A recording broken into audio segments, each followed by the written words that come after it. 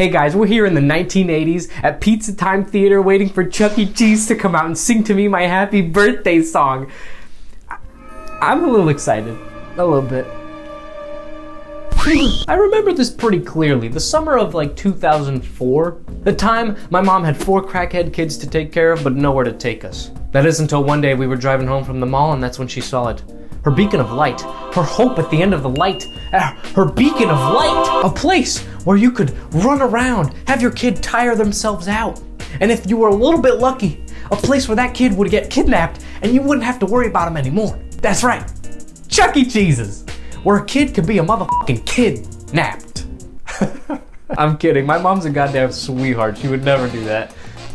Love you, Mom. Now, if you don't know what Chuck E. Cheese is, it's basically a place where a kid can be a kid. It's a kid's arcade, okay? You got your arcade games, your pizza, your sky tubes, your ball pits, and this animatronic band called Munch's Make Believe Band. Who came up with that? They're called Munch's Make Believe Band. Ever heard of them? Yeah, they're pretty good. They're pretty good at scaring the shit out of me. Now, I've only visited this fine establishment during the daytime hours, but I've played enough Five Nights at Freddy's to know what happens at night. But what was the goal of Chuck E. Cheese's Pizza Time Theater, you ask? Simple. To bring video games to the mainstream. And it would be done by none other than Nolan Bushnell, the Atari co-founder himself. This Nolan guy had it all figured out. He was going, we already make and sell the arcade machines. If we create an arcade franchise targeted to kids, in 7 years, Pizza Time goes bankrupt. Wait, what? So yeah, Chuck E. Cheese goes bankrupt in 1984, and honestly, this should have been game over.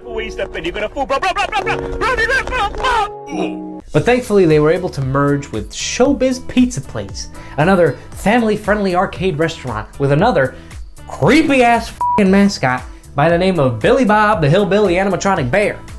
These two companies ended up merging together as just Chuck E. Cheese, and eventually a small 8-year-old Alan would step inside the arcade restaurant and my life would never be the same. Back in that summer of 2004, I still have a very distinct memory of something that is just engraved into my mind. You see, the Chuck E. Cheese I went to would occasionally have these buses full of kids that would just show up and it would just fill up the Chuck E. Cheese with like 85 kids. And when that happened, it was literally impossible to get anywhere or do anything you wanted to do. You had to wait, I don't know, 20 minutes just to get to a machine.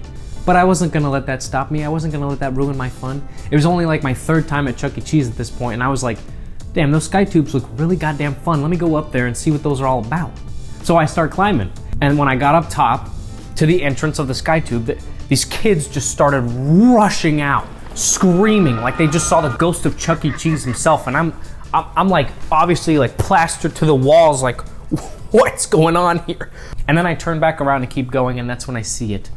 Lo and behold, across the tube hallway is this kid facing the opposite direction, pants and underwear at his ankles, looking back at me like, you don't want to see this. You don't want to see what kind of rhythm I got in these cheeks. And I'm going, what? This kid had 2 weapons, his left hand and his right hand. He took them, placed them on his ass cheeks, and started blasting this island rhythm beat on his 2 buns. He's just smacking up a Caribbean anthem on his cheeks. And obviously I'm like, is this happening? Is this happening? Am I the only one seeing this? And then the cherry on top, this kid is not only beating his ass, he starts screaming like a freaking African baboon in the middle of mating season, just screaming as he beats up this drum beat. Obviously, I don't know what to do. I've never been in this situation before. And this is where my memory starts to lapse. I don't remember exactly what happened. I only remember I stayed pretty freaking calm about the whole situation. I got down the sky tube little step thing, crossed the Chuck E. Cheese, found my mom at the booth, and I just slid into the seat and looked at her and went, I'm ready to go home now. Yeah, that car ride back home was, that was something else. Did you guys have fun? Alan? Alan? Yep, and I never made it back into a sky tube ever again. I have no idea what the rest of it looks like, but I think I saw more than I ever needed to in my entire lifetime. But yeah, that's my video on Chuck E. Cheese. I guess I'll catch you guys in the next one. Catch you on the flip, as the cool kids say. Nobody says that. Alan? Alan. It's good, Mom. Is it not gonna be good?